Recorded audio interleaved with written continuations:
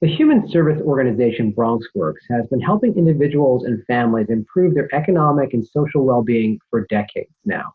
It's seen residents in the borough through some pretty challenging times, including the dark days of the 1970s and 80s when parts of the Bronx were literally burning. Well, now BronxWorks is helping residents, everyone from toddlers to seniors, get through the unprecedented challenges of the coronavirus.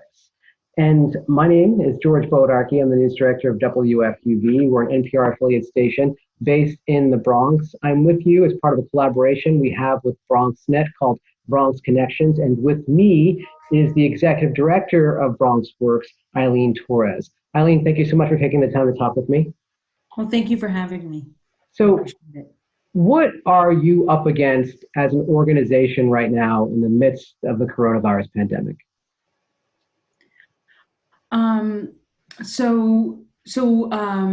We like everyone else have had to pivot our services and rethink where our employees work, right? Whether who works remotely, who has to come in. Once the governor issued his executive order, we quickly reviewed with the help of our general counsel and assistant counsel which programs were considered essential programs and had to remain open. Some of them were very obvious. We knew that our shelters for homeless families and our shelters for homeless adults would have to remain open. Some others, which we weren't expecting our senior centers to have to continue to operate. So, but knowing full well that we of course want to help seniors obtain the food that they need. There was a quick pivot of services there as well. So we had to modify things quickly. And our food pantries are still operating. We become resourceful and very creative in trying to maintain the social distancing for some of these programs, right? Yeah, so exactly what are you doing to make sure people who are relying on emergency food services get that food in this era of social distancing? So we typically, let me use the food pantry as an example. So we operate a food pantry that's at our 1130 Grand Concourse location, right next door to Bronx Housing Court. And it's open on Saturdays, so that's very attractive to working families who may not be able to stand in line during the week. So we get a large number of families, about 150 people that usually come in, and it's a client choice pantry, which means that people are usually able to shop for their items. So we have grains, we have fresh produce, and people can come along and pick the items that they like. Instead of getting a bag of food that's pre-bagged for them, and then they get home, they don't really like the items that are in there and it goes to waste. So they can't really do that right now. So one thing that we did was we came up with a menu of items that we handed out to people. We also made sure the night before our staff went and put down blue painters tape on the sidewalk for the line that would form to make sure people were 6 feet apart. We're out there explaining what that blue tape was for, reminding people. We put up signs everywhere reminding people about the social distancing. Our staff were all provided with masks, gloves, hand sanitizers, Clorox wipes, right? And then once the person filled out the menu items that they wanted, we actually shopped for them. So we went and we collected the items ourselves, we bagged it, and we handed it to them. And that's one way that we were able to change our service there. You mentioned that you're also continuing your homeless services. So That's how correct. are you assisting people who do not have a home at a time when people are saying to stay at home? That's right. So our shelters for homeless families, people have their own units. So it's not like this, for the families at least, it's not this large room where everybody sleeps, right? So they have their own units, and so people are encouraged to stay in those units. What we have found challenging is that within those families are students, right? Students who attend public school or charter schools. And so now everyone's moved to this remote learning for the students. And that's become a real challenge for our homeless students. Our buildings are not wired, so there's no internet for the entire building. And there isn't a Wi-Fi service. So DOE was very good about handing out laptops to the students, Some of them have hotspots, some of them don't. And even for some of the hotspots, they're not working in the building. And so we're quickly scrambling about trying to figure out a way to wire our building, and have been engaged in very long, extensive conversations with people from, some of the cable service providers to really see if we can do that and do that quickly. Because by now, students have been missing, a couple of weeks of school, if you really think about it. So that's a real challenge that we're facing. Yeah. As we know, New York City kids like to get out. They like to play with their friends. Right now, playgrounds are now closed. That's right. Basketball games off limits at this point. Yes, How are you helping youth, or what's your advice to youth out there right now? So one of the things we've done, everyone has to come up with very creative ways and very resourceful ways to make sure that the students are also having fun. And so our after-school program providers staff have actually been coming up with games that students can use.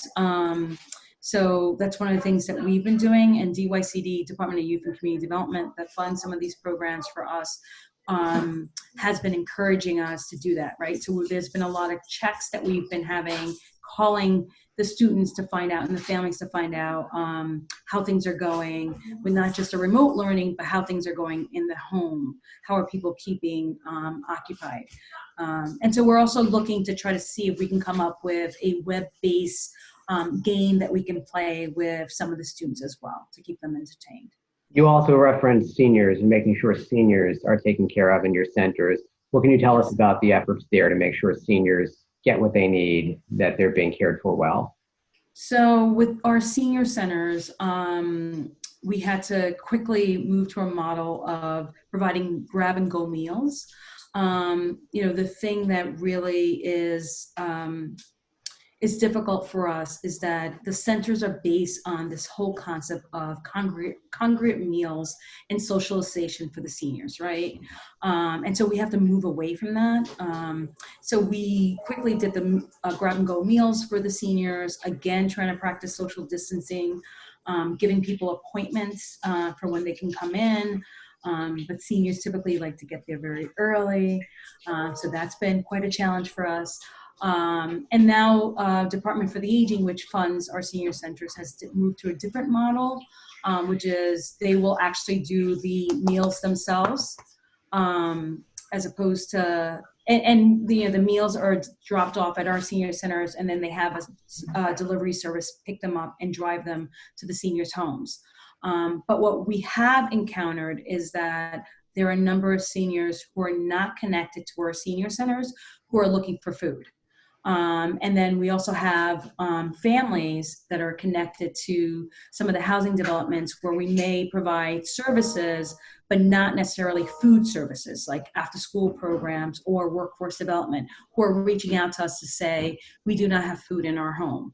And so that is something else that we've been able to quickly come up with, is partner with other groups, get some food, and then have a driver that we weren't expecting to have a driver, but come up with a staff person who actually can drive to these developments, drop off emergency pantry bags for them, and do the same with some of these seniors that are not connected to the senior centers.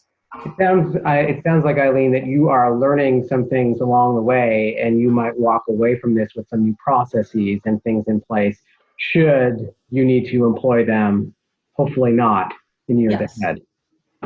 Yes. So certainly we've learned a lot of new things. We learned how expensive it is to do deep cleaning. That's one of the things we've learned. But yes, so I think typically what we normally see at the organization, what's the highest need is usually our eviction prevention services, right? Usually people are coming to our doors looking for us to help them pay their rental arrears.